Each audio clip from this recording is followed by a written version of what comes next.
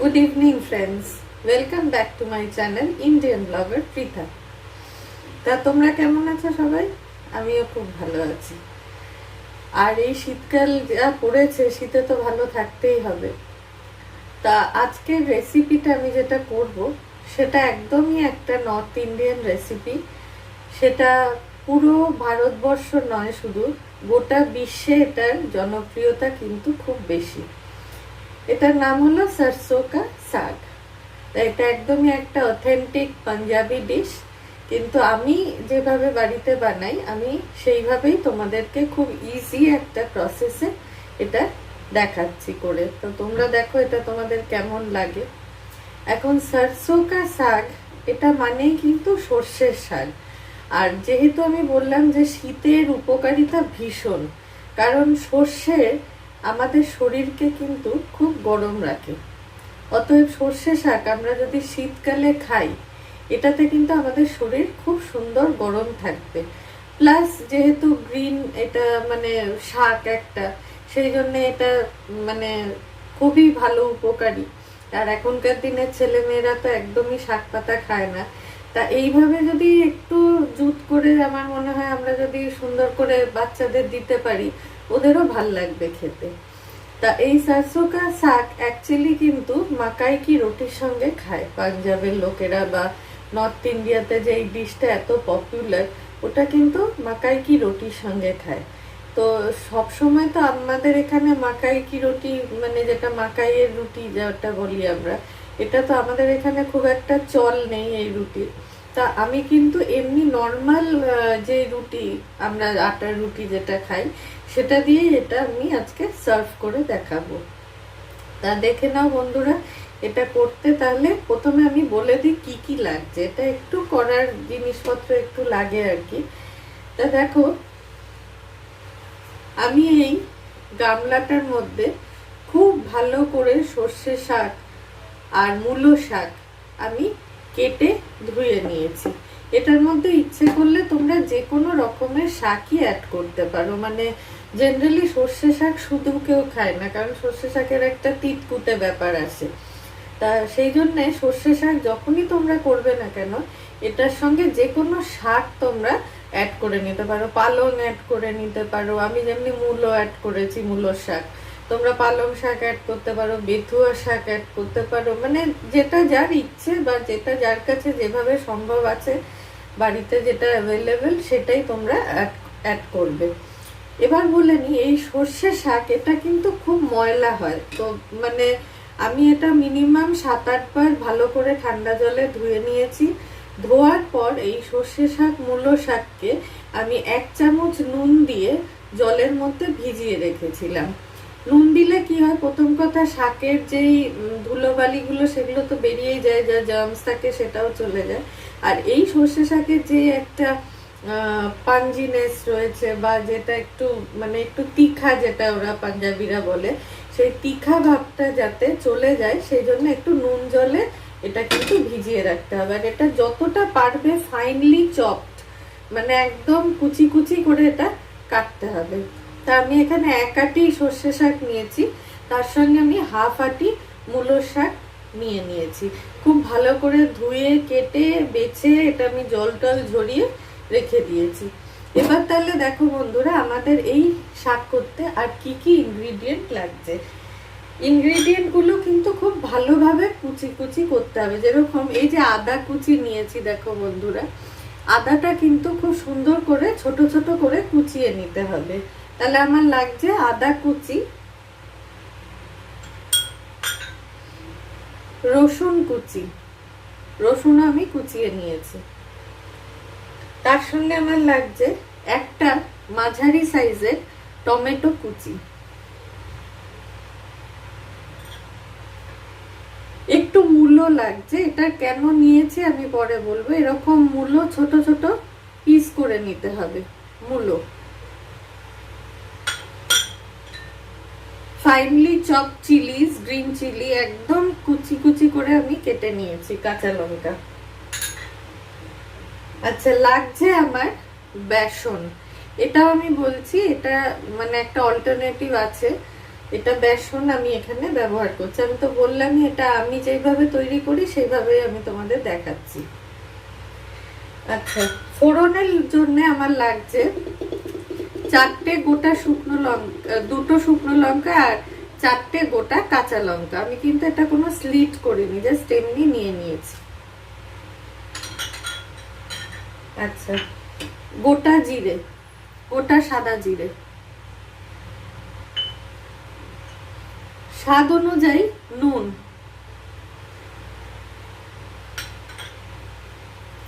Butter, যেটা আমরা normal plane butter ব্যবহার করে থাকি বাড়িতে, সেই বাটার, মাস্টার্ড অয়েল তো লাগবেই। তাছাড়া আমার লাগছে ফোড়নের জন্য হিং,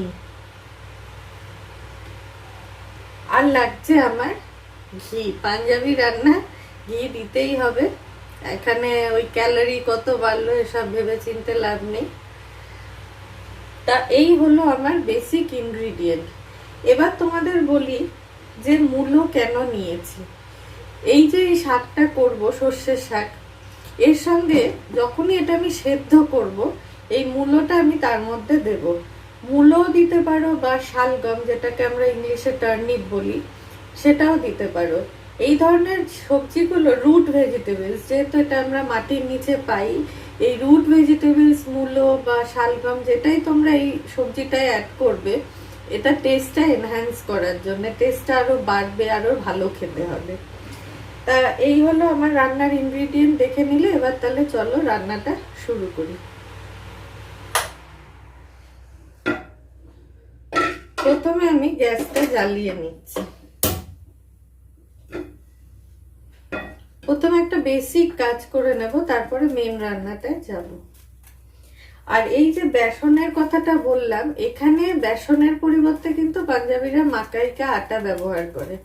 এখন যেহেতু মাকাইকা আটা আমার নেই, সেই জন্য আমি বেসনটাই ব্যবহার করছি। তাহলে বন্ধুরা, এখানে সর্ষের তেল আমি গরম করে নিয়েছি। এবার এই যে বেসনটা নিয়েছি, সেই বেসনটা একটু ভেজে নেব।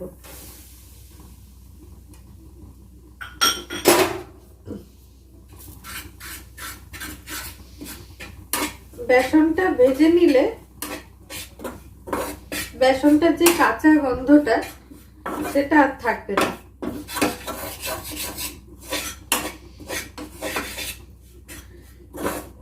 কিন্তু এটা যদি আমরা মাকাইকি আটা ব্যবহার করতাম,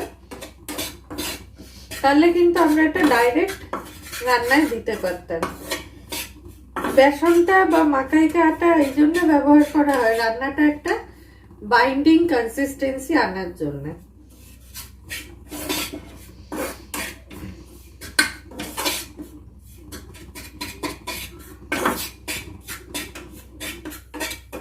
এটাকে খুব ভালো করে ভেজে নেব।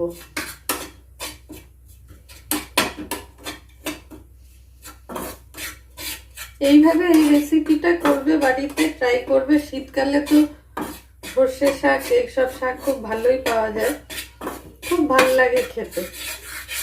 রাত্রেবেলা একটু চেঞ্জও হবে। তাই এটা আমার ভাজা হয়ে গেল। দেখো, খুব বেশি ভাজিনি, এরকম একটু হবে লাল লাল। এটা আমি আমার প্যানটাতে ঢেলে নিলাম, বাটিতে।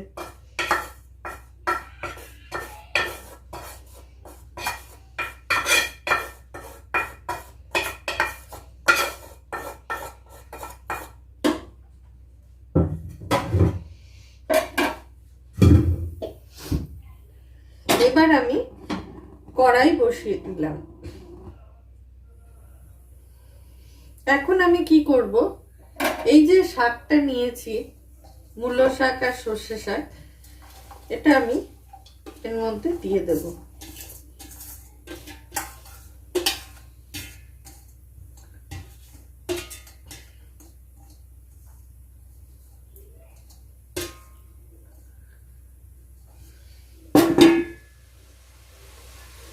ভালো করে কড়ার মধ্যে বিছিয়ে দেব। দিয়ে আমার কাছে যে গোটা মূলোগুলো রয়েছে, কাটা পিস করে এই মূলোটা এর মধ্যে দিয়ে দিলাম।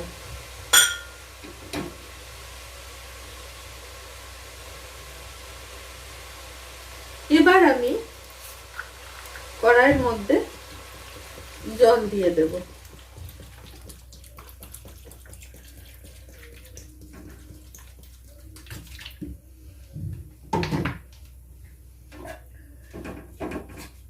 আমার আরেকটু জল লাগবে।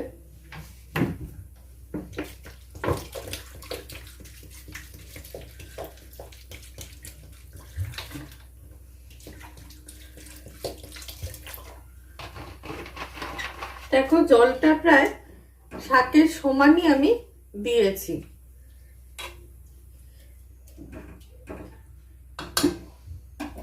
এবার আমি সামান্য নুন দেব। এটা রান্নার সময় তো নুন দেবই, কিন্তু সেদ্ধর সময় আমি এই 1 চামচ নুন এটার মধ্যে ছড়িয়ে দিলাম। আর একটুও দেওয়া যায়। এটা এবার খুব ভালো করে নাড়িয়ে নেব।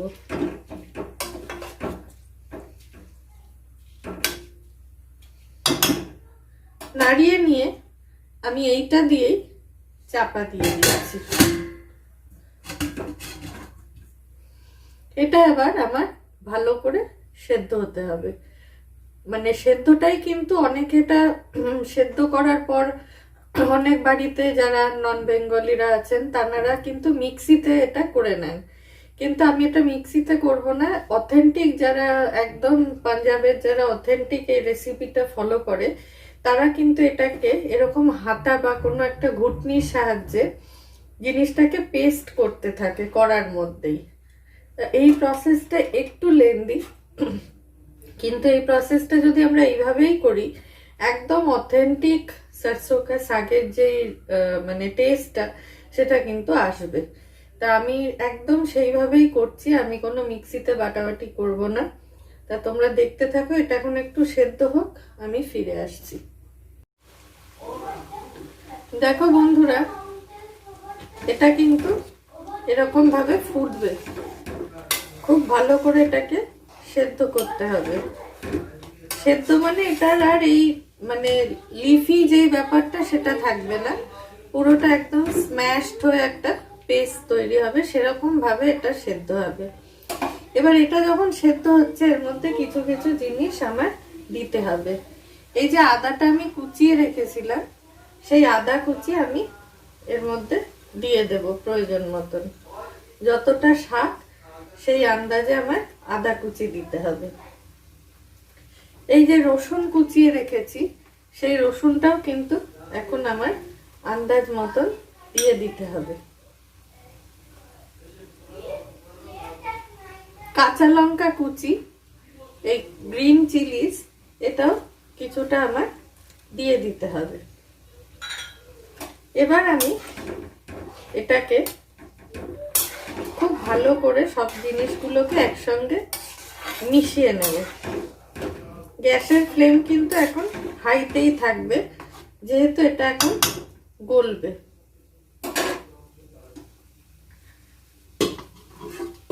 তা আমি এটা এবার চাপা দিয়ে রাখলাম। এটা এইভাবেই এখন পুরো জিনিসটা সেদ্ধ হবে। রান্নাটা একটু লেন্দি, আমি আগেই বলেছি। ঠিক আছে, সঙ্গে থাকুন বন্ধুরা। এটা এখন এইভাবে সেদ্ধর প্রসেসে চলছে, কিন্তু এর মাঝে আমাদের কি করতে হবে, ওই যে আমি বললাম এরকম একটা হাতা যেটা পেছন দিকে এরকম থাকবে, এইভাবে একটু স্ম্যাশ করতে থাকতে হবে।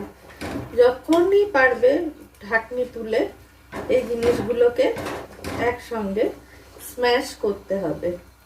এটা অ্যাকচুয়ালি এখন মানে যেহেতু সময় সকলের অভাব খুব, সবাই এগুলো মিক্সিতে দিয়ে ব্লেন্ড করে নেয়, কিন্তু মিক্সিতে দিয়ে ব্লেন্ড করলে কিন্তু এই ফ্লেভারটা একদমই আসবে না। সেই জন্যে মাঝের মধ্যে যতক্ষণ এই জিনিসটা বয়েল হচ্ছে, এই হাতার পেছনটা দিয়ে বা যার বাড়িতে ওরকম কাঠের ঘুটলি পাওয়া যায় সেইটা ঘুটনিটা দিয়ে এরকম ভাবে স্ম্যাশ করতে থাকতে হবে। যত পারবে জিনিসটাকে স্ম্যাশ আপ করবে, দেখবে অটোমেটিক্যালি সব শাকগুলো স্কুইজ হয়ে যাবে একসঙ্গে।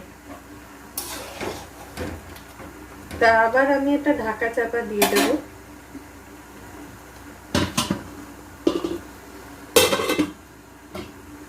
আর এইদিকে আমি একটু গরম জল বসিয়ে রেখেছি, গরম জলও আমার লাগবে। তবে এখন যদি জিনিসটা খুব ড্রাই না হয় তাহলে কিন্তু লাগবে না, ড্রাই হয়ে গেলে তখনই গরম জলটা আমার লাগবে।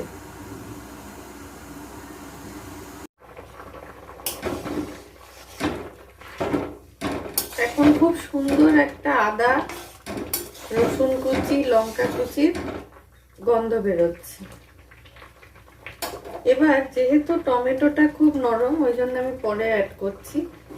এই গোটা কুচি টমেটোটা, একটা টমেটো আমি নিয়েছিলাম, সেটা কিন্তু আমি অ্যাড করে দেব। টমেটোটাও আবার খুব ভালোভাবে এটার সঙ্গে মিক্স করে নিতে হবে।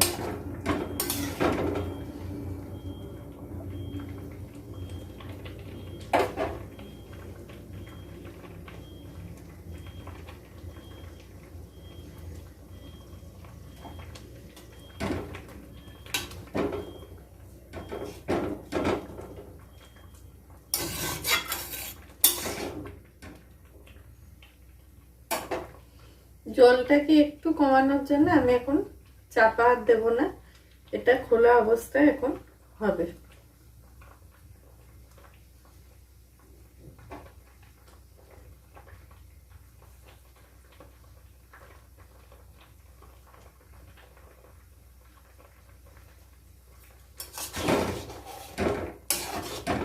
পাতাটা আরেকটু হবে সেদ্ধ, শাকটা।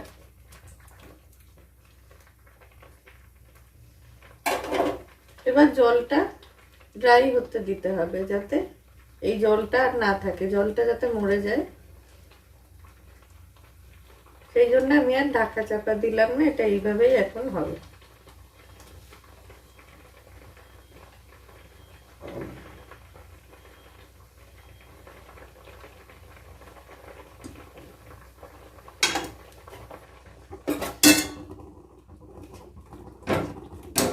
আবার এই জিনিসটা এরকম ভাবে স্ম্যাশ করে দিতে হবে।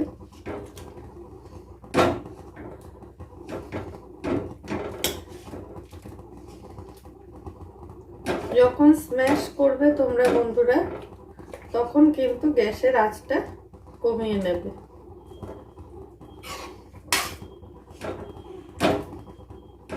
কমিয়ে এটাকে এইভাবে খুব ভালো করে স্ম্যাশ করতে হবে। যত ভালো স্ম্যাশিং হবে তত ভালো কিন্তু শাকটার ফ্লেভার বেরোবে, আর খেতেও তত টেস্ট হবে। এই কাজটা একটু কষ্টের, অনেকেই এটা মিক্সিতে করে নেয়, কিন্তু আমি তোমাদের সাজেস্ট করব যেইভাবে আমি করছি সেইভাবেই তোমরা করবে, তাতে টেস্টটা অসম্ভব ভালো হবে। এবার এটা ফুটবে।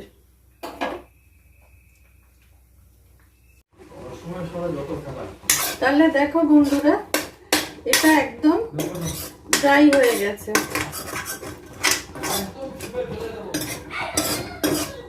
তো এইভাবে জিনিসটা একদম ভালো করে আমার সেদ্ধ হয়ে গেছে, দেখতেই পাচ্ছ। এবার এটা আমি তুলে নেব একটা প্লেটে। এই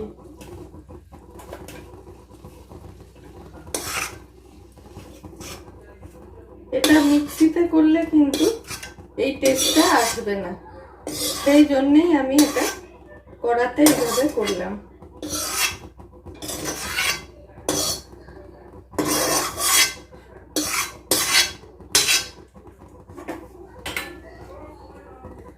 এবার আমি এটাকে একটু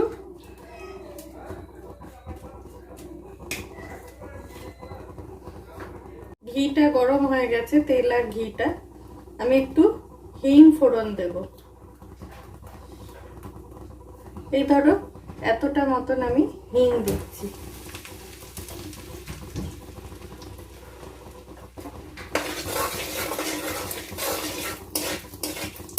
হিং আর গোটা জিরে যখন খুব ভালো একটা সুন্দর গন্ধ আসবে, তখন আমি এই কাঁচা লঙ্কা আর গোটা শুকনো লঙ্কা ফোড়নে দিয়ে দেব।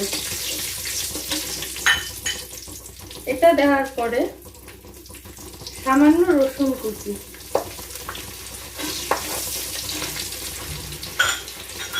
সামান্য আদা কুচি,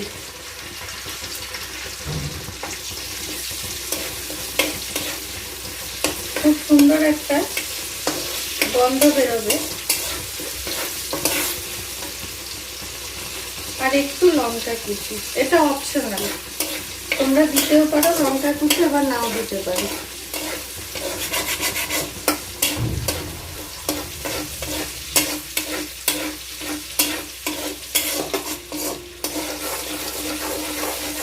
এটা এবার একটু ভাজা ভাজা হবে। এই সর্ষে শাকের মেন কিন্তু রসুন, আদা কুচি, লঙ্কা।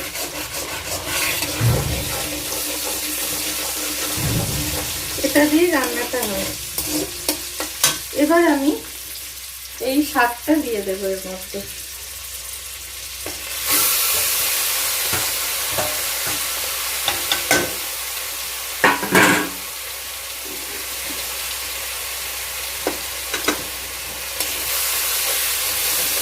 খুব ভালো করে এটা এখন মিক্স করতে হবে।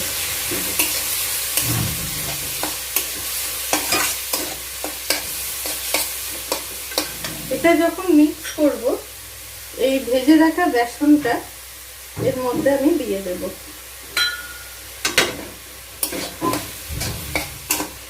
এটাতে এই বাইন্ডিং এফেক্টটা আসবে।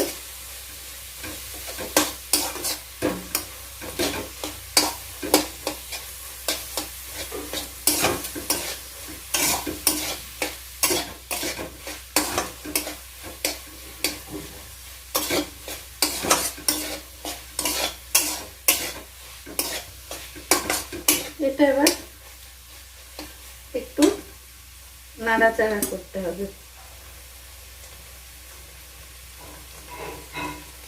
আমি একটু টেস্টের জন্য সামান্য একটু চিনি দেব।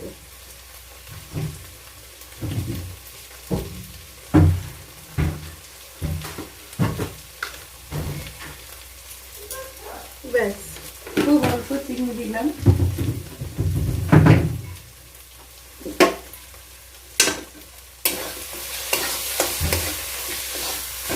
দেখো কি সুন্দর একদম পেস্টের মতন হয়ে গেছে। এই জন্যই আমি বলছিলাম যে এটা কিন্তু তোমরা মিক্সিতে করবে না, মিক্সিতে করলে এটা ভালো টেস্ট আসবে না। হাতে ধরে এটা সময় নিয়ে করতে হবে। আর এই রান্নাটা খুব একটা চটজলদি রান্নাও নয়, বেশ খানিকক্ষণ সময় নিয়ে করতে হবে।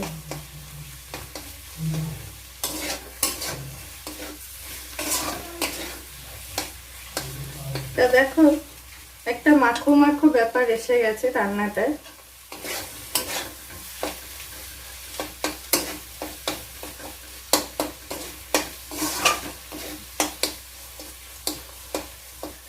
এবার আমার রান্নাটা শেষ। তা আমি এটাকে প্লেটিং করব। এবার এই বোলটা নিয়ে নিয়েছি, গ্যাসটা টার্ন অফ করে দিলাম। এবার খুব সুন্দর করে এটা বাটতে হবে।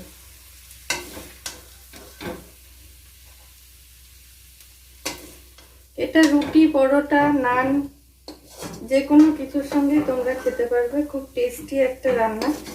আর আমি তো বললাম এটা পাঞ্জাবের একটা খুব স্পেশাল ডিশ। গোটা বিশ্ব এখন এই सरसों का साग খায়। তোমরাও এইভাবে বানিয়ে দেখো বাড়িতে, খুব ভালো লাগবে খেতে।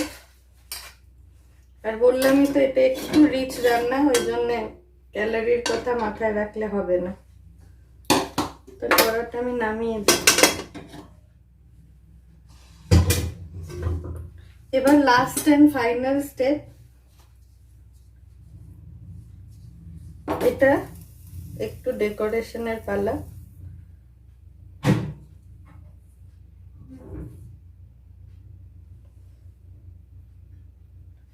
আর উপর থেকে বাটার।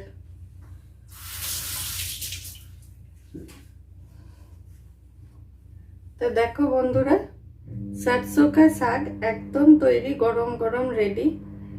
এই উপরে লঙ্কা বাটার দিয়ে গার্নিশিং করা, খুব সুন্দর একটা গন্ধ অলরেডি বেরিয়ে গেছে। তো তোমরা এইটা রেসিপিটা ঠিক এইভাবেই বাড়িতে ট্রাই করবে, দেখবে অসাধারণ লাগবে। আর শীতের দিনে এটা মানে খাওয়াটা খুব হেলদি। তা ঠিক আছে, আজকের রেসিপি যখন এখানে শেষ হলো, আমার ভিডিওটাও এখানে শেষ করছি। তা তোমরা আমার চ্যানেলটা যদি ভালো লেগে থাকে, রান্নাটা যদি ভালো লাগে, প্লিজ আমার চ্যানেল লাইক করো, সাবস্ক্রাইব করো, কমেন্ট করো, আর যত পারবে শেয়ার করবে। Till then, bye, good night.